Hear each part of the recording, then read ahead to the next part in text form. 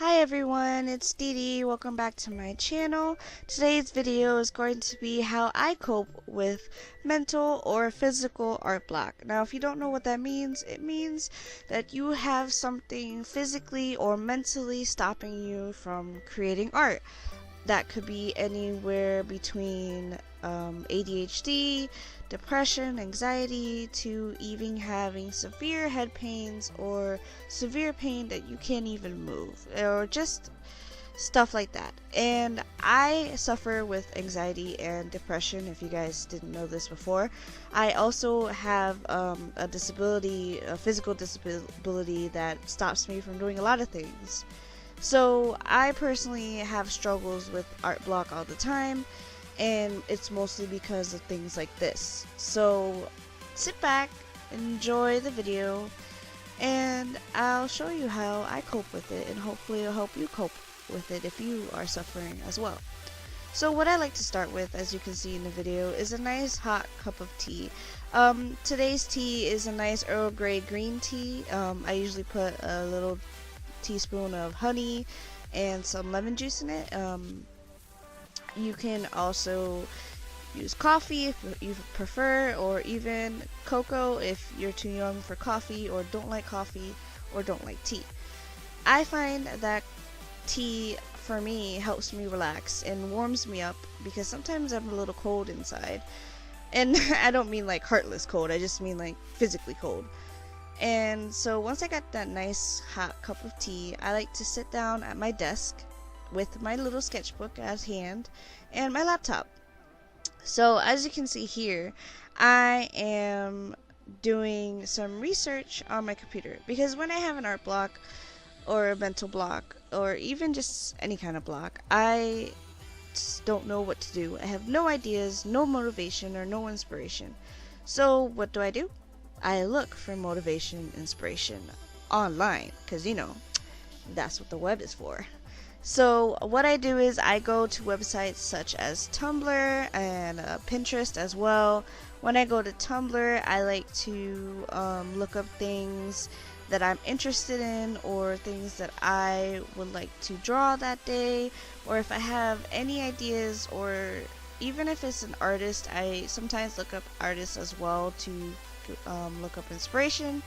And as you can see right here, for an example, I am looking up mermaid aesthetics. I love looking up the aesthetics. It's a category on Tumblr. I don't know if I'm saying that right. Aesthetics. Anyways, I like looking up the aesthetics on Tumblr because it gives you a variety of pictures that people find inspiring or make up the topic. Like for me, mermaids or witches or fairies, and people would, like, if you can see right now, I'm looking up witch aesthetic, and most of the witch aesthetic pictures would be images of cool looking books, stones, candles, the moon, certain like arrangements of flowers or herbs. And it's just not to, for you to get to take them and use them for other things, but it's to help you spark up some inspiration for drawings, and maybe figure out what you can do with it. And I find this very helpful. Like, I love looking up mermaid and witch aesthetics. I'm looking up fairy aesthetics right now, which has certain colors for some. It can even be a certain theme, a certain word, and that's why I like looking up the aesthetics, because it has a whole bunch, and you don't even have to do it yourself. People already do it, so you could just look through. Another good website, like I mentioned before, that I like to go to and look through for inspiration is Pinterest. Yes, it is not just a website for soccer moms to share recipes and weird kid crafts. It's great for artists. It's one of the my newfound loves, because I didn't use Pinterest before, and I started using it like maybe a year ago. And I just, as you can see, my front on my board, I think, or dashboard is called, I have a bunch of different things that I look up a lot, and it gives me new images to look through. Like I look up Pokemon certain times, I look up poses, couple poses, fashion drawings, fashion clothes, mythical creatures pictures, drawings from different artists that I like. And these are very useful because it helps. Another thing too I like to do is find a nice movie to play in the background. I mean, even if it's a movie I haven't seen before or show I haven't seen before, I'll watch it, but I'll make sure I'm doing something in the background as well. And right now you can see I'm a nerd and I like anime, so I go to websites like Crunchyroll. I also visit websites like Netflix. And what I do as well, if I don't want to watch a movie, is I click a nice playlist from my iTunes, or even Spotify is a great website too for music, and just play some nice tunes and just let my mind ease and let the art take me away. So it's like, guys, you can't let art block stress you out. I mean, it used to stress me out a long time until I figured out the key to breaking it is to relax and not stress over it. Now, no one's gonna blame you or criticize you because you can't draw that day because you have anxiety or if you have depression and you can't think of anything to draw and you're just not motivated to draw.